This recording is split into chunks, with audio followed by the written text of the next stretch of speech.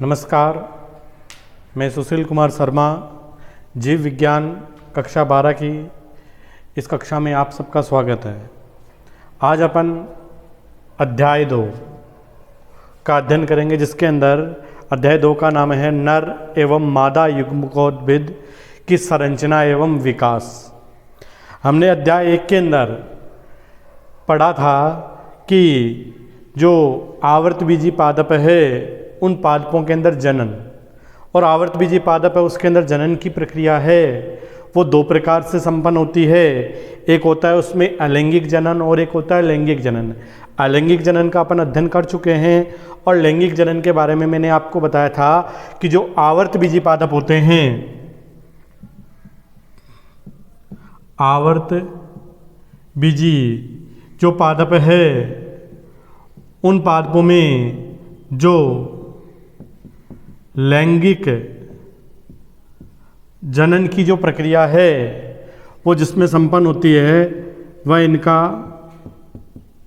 पुष्पीय भाग होता है। और जो पुष्प होता है वो एक रूपांतरित निश्चित वर्दी वाला प्रो है, निश्चित वर्दी वाला प्रो होता है। और एक प्रारूपिक पुष्प की संरचना है, उसके बारे में मैंने आप लोगों को बताया था। एक बार हम पुनः इस प्रारूपिक पुष्प के बारे में जानकारी है वो प्राप्त करते हैं कि जो पुष्प होता है वो आवर्तबीजी पादपों का एक लैंगिक जनन यानी उसका जनिक भाग है वो होता है। और इस पुष्प के अंदर एक डंठल नुमा संरचना, जिसकी सहायता से वो पुष्प है वो पादप की किसी भी शाखा हो सकते हैं, तने उसके आधारीय भाग से जुड़ा रहता है, उस भाग को पुष्पवृंत कहते हैं। और इस पुष्पवृंत के ऊपर, शीर्ष के ऊपर एक फूला हुआ और चौड़ा भाग पाया जाता है, जिसके ऊपर वो पुष्प के विभिन्न भागों को व्यवस्थित क्रम में व्यवस्थित करने का कार्य करते हैं, उसको कहते हैं पुष्पासन। एक जो पुष्प है उस पुष्प के अंदर 4 भाग या चक्र होते हैं, जिनको पुष्पीय चक्र के नाम से जाना जाता है, जिसके अंदर सबसे बाहर की ओर जो भाग स्थित होता है जिसका नाम होता है बाह्य दल। और ये जो बाह्य दल पुंज है, इस बाह्य दल पुंज का रंग है वो हरे रंग का होता है।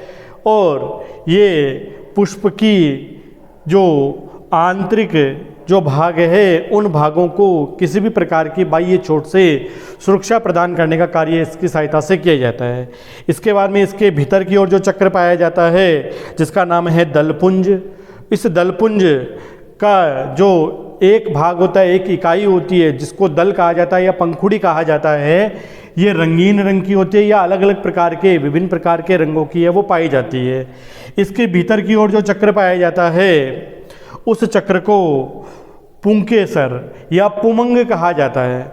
और ये पुष्प का नर जनन है वो भाग होता है और इसकी एक इकाई होती है जिसको पुंकेसर कहते हैं।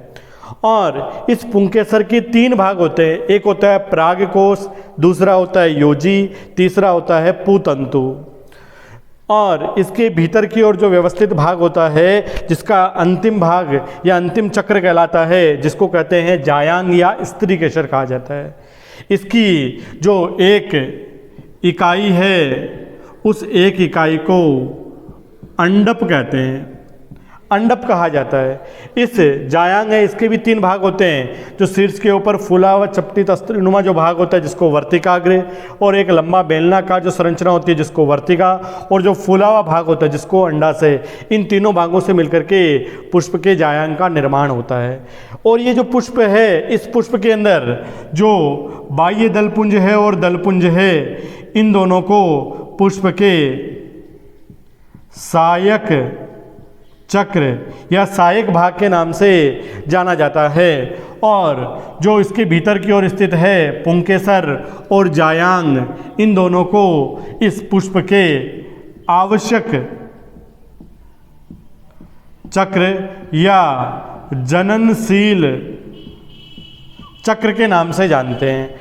आज अपन इस पुष्प के अंदर जो ये अध्याय नंबर 2 है, जिसके अंदर पुष्प के जो जननिक लैंगिक जनन की प्रक्रिया होती है, जिसके अंदर पुमंग और जायांग इन दोनों भागों का उपयोग किया जाता है। और इसके अंदर जो पुमंग है, जिसको पुष्प का नर युग्मकोद्भिद के नाम से जाना जाता है। अब इस नर युग्मकोद्भिद की जो संरचना एवं विकास है उसकी प्रक्रिया वो किस प्रकार से होती है।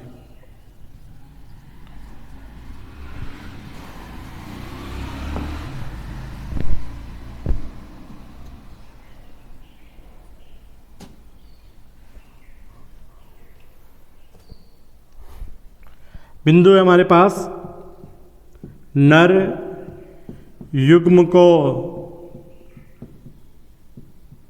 भिद की संरचना एवं विकास।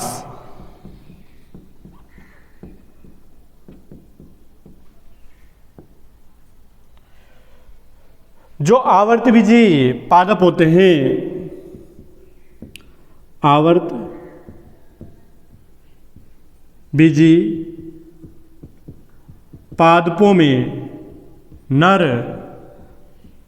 जो जननांग है वो इसका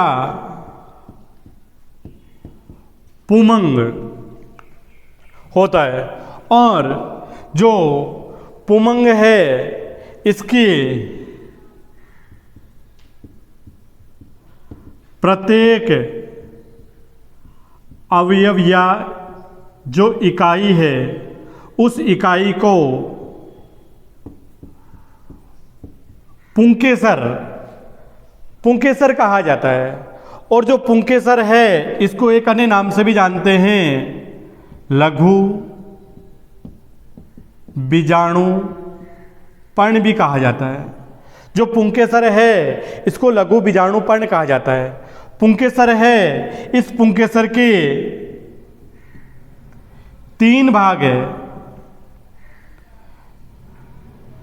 इस 3 भाग में जो पहला भाग है जिसको कहा जाता है पुतंतु, दूसरा जो भाग है जिसको कहते हैं पराग कोश, और जो तीसरा भाग है वो कहलाता है योजी। सबसे पहले पुतंतु।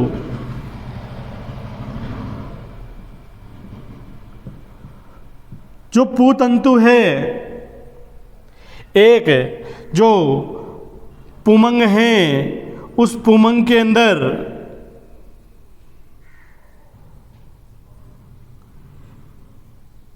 इस प्रकार की एक इसकी आकार की संरचना वो दिखाई देती है, जिसके अंदर ये जो डंठल नुमा या लंबा एक धागे नुमा जो संरचना होती है जिसको पू तंतु कहते हैं। तो जो पू तंतु होते वो पुष्प का जो आवश्यक चक्र है उसका एक अंग पुमंग का भाग पुतंतु होता है। और ये जो पुतंतु है ये धागे नुमा या वृंत नुमा संरचना, यानी एक लंबी धागे नुमा या वृंत नुमा संरचना होती है। और ये जो पुतंतु है ये बंधे प्रकृति का यहाँ अभिप्राय है कि इसके अंदर किसी भी प्रकार का विभाजन की क्रिया वो नहीं होती है, बंधे होता है। और इसके जो शीर्ष है, इस शीर्ष के ऊपर की ओर पराग कोश स्थित होता है। इस प्रकार से जो पुमंग है, पुतंतु है, इसकी विशेषताएं होती है। इसका जो दूसरा भाग है जिसका नाम है पराग कोश, जो पराग कोश है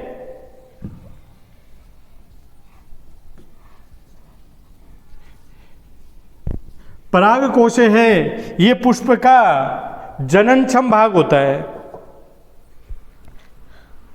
जो पराग कोश है, ये पराग कोश जो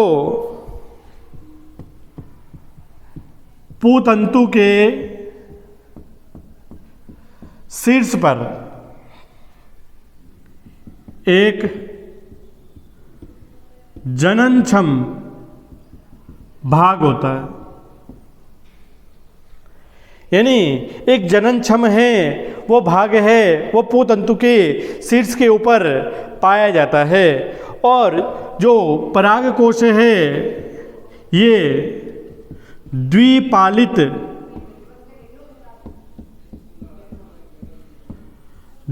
संरचना होती है। और जो द्विपालित है यानी इसके ऊपर आपको जो दिखाई दे रही है एक इस और एक इस ओर, दो प्रकार की जो पालियां दिखाई देती है, तो एक द्विपालित संरचना होती है। और इस प्रत्येक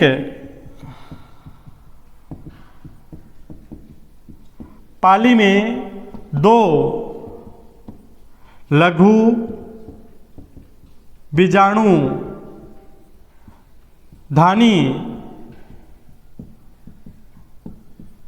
प्रत्येक जो पाली है उसमें दो लघु बीजाणुधानी, यानी प्रत्येक जो पाली है इस पाली के अंदर दो लघु बीजाणुधानियां हैं। अगर अपन इस जो पुंकेसर है परागकोश है, इस परागकोश का एक अनुप्रस्थ काट काट के देखते हैं तो हमें इस प्रकार की एक संरचना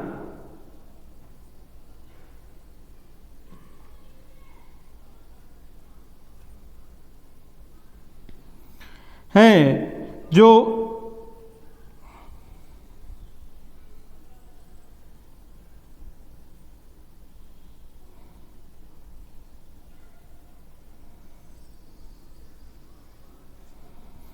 इस प्रकार की एक संरचना है, वो इसका एक अनुप्रस्थ काट काटते हैं तो इस प्रकार की एक संरचना दिखाई देती है। और इसके अंदर इस प्रकार से संरचनाएं हैं वो दिखाई देती है।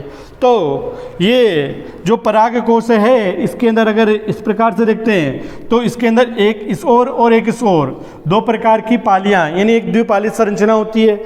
और प्रत्येक पाली है इस पाली के अंदर एक और एक दो, यानी दो प्रकार की जो लघु बीजाणुधानियां हैं वो पाई जाती है। इस प्रकार से जो एक पराग कोश है उस पराग कोश के अंदर प्रत्येक पाली में दो लघु बीजाणुधानियां, यानी कुल 4 लघु बीजाणु धानियां हैं वो इसके अंदर पाई जाती है। और जो लघु बीजाणु धानियां हैं, इन लघु बीजाणु धानियों में लघु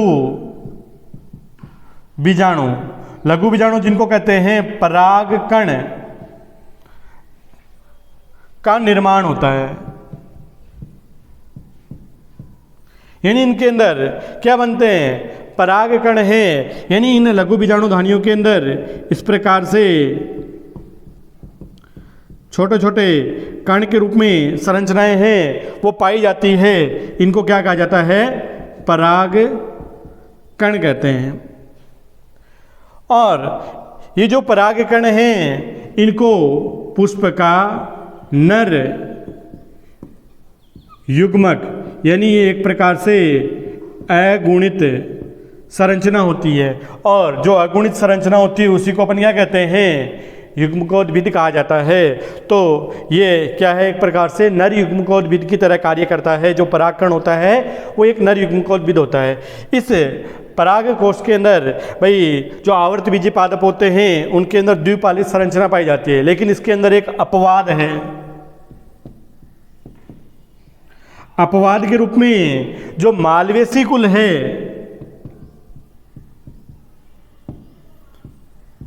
मालवेसी कुल के जो सदस्य हैं उन सदस्यों के अंदर क्या पाई जाती है, जो पराग कोश है उस पराग कोश के अंदर क्या होती है, एक पाली या एक कोष्ठकीय पाली है वो पाई जाती है। और एक कोष्ठकीय यानी उसके अंदर केवल इस प्रकार से एक कोष्ठकीय पराग कोश है वो पाया जाता है। और इस एक कोष्ठकीय पराग कोश के अंदर हम जानते हैं कि प्रत्येक जो पाली है उस पाली के अंदर क्या पाई जाती है, दो लघु बीजाणुधानियाँ, यानी इस पाली के अंदर क्या होगी, दो प्रकार के लघु बीजाणुधानियाँ हैं वो पाई जाती है। ये क्या एक अपवाद है, यानी मालवेसी कुल है उस कुल के जो सदस्य होते हैं उनके अंदर जो पराग कोश होता है वो केवल एक पाली युक्त यानी एक कोष्ठकीय पाली युक्त संरचना वाला होता है और प्रत्येक पाली के अंदर दो लघु बीजाणुधानियाँ हैं वो पाई जाती है। इसके बाद में जो इसका तीसरा भाग है उस तीसरे भाग को योजी कहा जाता है। जो तीसरा भाग है उसको योजी कहते हैं, यानी पुमंग का जो तीसरा भाग है योजी। और जो योजी है ये भी एक प्रकार का बंदे उत्तक होता है। बंदे उत्तक का मतलब इसकी कोशिकाओं में भी विभाजन की प्रक्रिया है वो नहीं पाई जाती है। और ये जो योजी है ये क्या है, पराग कोश की दोनों पालियों के मध्य स्थित होता है। यानी ये जो दोनों पालियां हैं जहाँ पर ये आपस में जुड़ी हुई दिखाई देती है, इस प्रकार की जो संरचना होती है उसको क्या कहते हैं, योजी कहते हैं। तो इस प्रकार से जो नर युग्मकोद्भिद है जिसके अंदर जो प्रमुख भाग आता है इसका पुष्प का पुमंग, उस पुमंग के प्रत्येक अवयव को क्या कहते हैं, यानी इन तीनों को सम्मिलित रूप से पुमंग, और इसका जो प्रत्येक अवयव है वो पुंकेसर कहलाता है। और उस पुंकेसर को लघु बीजाणु पर्ण भी कहा जाता है। और इसके तीन प्रकार के भाग होते हैं जिसके अंदर पुतंतु है, पराग कोश है और योजी। इस प्रकार से ये तीनों भाग मिलकर के क्या करते हैं, पुमंग या पुंकेसर का निर्माण करते हैं। अब इसके अंदर आता है कि जो पराग कोश है उस पराग कोश का परिवर्धन या विकास की प्रक्रिया है वो किस प्रकार से होती है।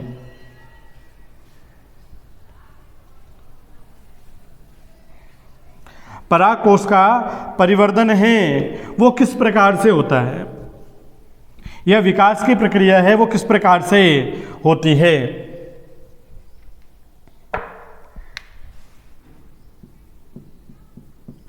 पराग कोश का परिवर्धन या विकास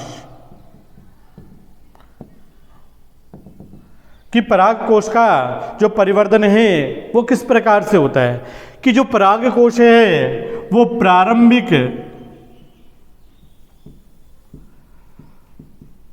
जो अवस्था होती है, प्रारंभिक जो अवस्था होती है उसमें जो पराग कोश है वो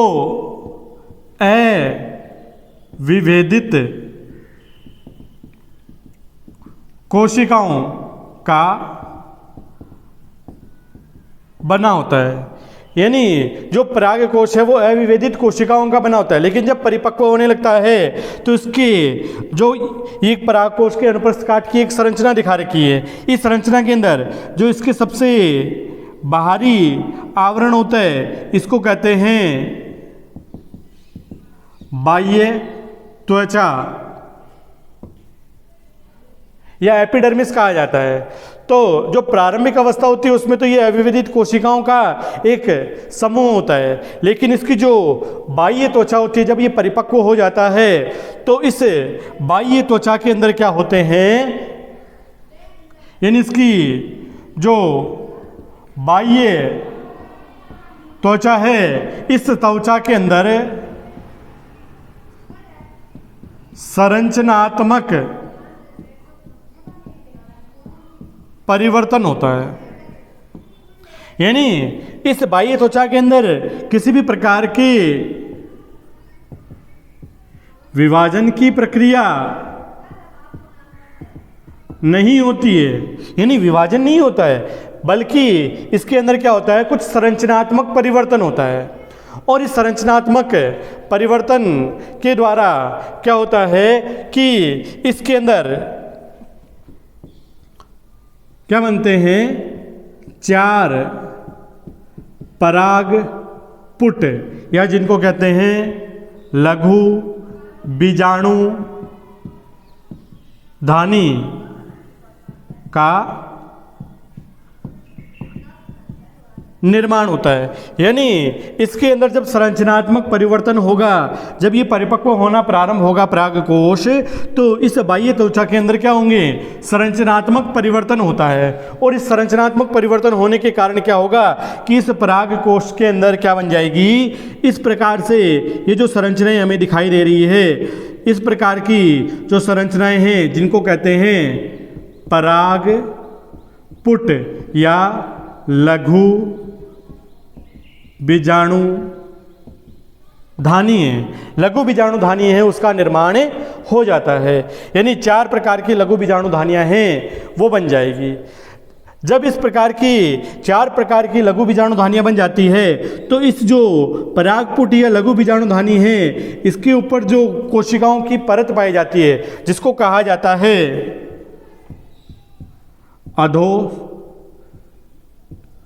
अधोस त्वचा या हाइपोडर्मल कोशिका। यानी इस जो परागपुट है, इसके ऊपर कुछ जो अधोस त्वचा या हाइपोडर्मल की जो कोशिकाएं होती है, इन हाइपोडर्मल की जो कोशिकाएं होती है, ये क्या होती है कि कुछ कोशिकाएं हैं वो आकार में बड़ी हो जाती है, और आकार में बड़ी होकर के कुछ विशेष प्रकार की कोशिकाएं बनाती है, जिनको कहते हैं प्रपसु कोशिकाएं। यानी उन कोशिकाओं को क्या कहते हैं, प्रपसु कोशिकाएं कहा जाता है। और ये जो प्रपसु कोशिकाएं होती है, इन कोशिकाओं का जो जीव द्रव्य होता है, वो जीव द्रव्य अत्यधिक सघन या गाढ़ा प्रकृति का होता है, और जो केंद्रक होते हैं वो बड़े एवं स्पष्ट दिखाई देने वाले होते हैं। इन जो प्रपसु कोशिकाएं हैं, ये प्रपसु कोशिकाएं क्या होती है, विभाजित होना प्रारंभ होती है। इन प्रपसु कोशिकाओं के विभाजन के द्वारा जो प्रपसु कोशिकाएं हैं, इन कोशिकाओं में क्या होता है, परिणत विभाजन होता है। और इस विभाजन से क्या बनते हैं, 2 स्पष्ट परतों के क्षेत्रों का निर्माण होता है, जिसके अंदर जो पहला होता है, जिसको कहते हैं प्राथमिक, जो प्रथम जो चक्र है, जिसको कहा जाता है प्राथमिक भित्ति कोशिका, जिसको कहते हैं बाहरी परत का निर्माण करती है। और दूसरी होती है प्राथमिक बीजाणु जन कोशिकाएं। इस प्रकार से जो प्रपसु कोशिका है वो विभाजित होकर के क्या करती है, 2 प्रकार के परतों का निर्माण करती है, जिसके अंदर जो बाहरी परत है और दूसरी है जिसको कहते हैं आंतरिक परत। इस प्रकार से 2 प्रकार की परतों का निर्माण करते हैं, जिसमें जो बाहरी परत होती है जिसको प्राथमिक भित्तीय कोशिका, और जो अंदर की और आंतरिक परत होती है जिसको प्राथमिक बीजाणुजन कोशिकाएं कहते हैं। जो प्राथमिक भित्तीय कोशिका होती है ये क्या करती है, पराग कोश की भित्ति का निर्माण करती है, यानी जो बाहरी भित्ति होती है उस बाहरी भित्ति का निर्माण करती है। और ये जो बाहरी भित्ति है इसके निर्माण करने के लिए इसके अंदर भी 4 प्रकार के जो क्षेत्र है वो पाए जाते हैं, जिसके अंदर सबसे बाहर की ओर होता है जिसको कहते हैं बाह्य त्वचा, दूसरा इसके अंदर होता है अंतः भित्ति या अंतस्तिशियम, तीसरा होता है जो होता है मध्य परत या मध्य स्तर, और जो चौथा होता है जिसको कहते हैं टेपिटम या पोषोतक कहा जाता है। इस प्रकार से जो प्राथमिक भित्ति होती है उसके अंदर जो क्या करती है, पराग कोश की भित्ति का निर्माण करती है। और इस पराग कोश की भित्ति के अंदर 4 प्रकार की जो संरचनाएं हैं वो बाहर से भीतर की ओर दिखाई देती है। सबसे बाहर की ओर बाह्य त्वचा, उसके अंदर की ओर जो स्थित होती है जिसको अंतः भित्ति, तीसरी होती है मध्य स्तर और चौथी होती है टेपिटम।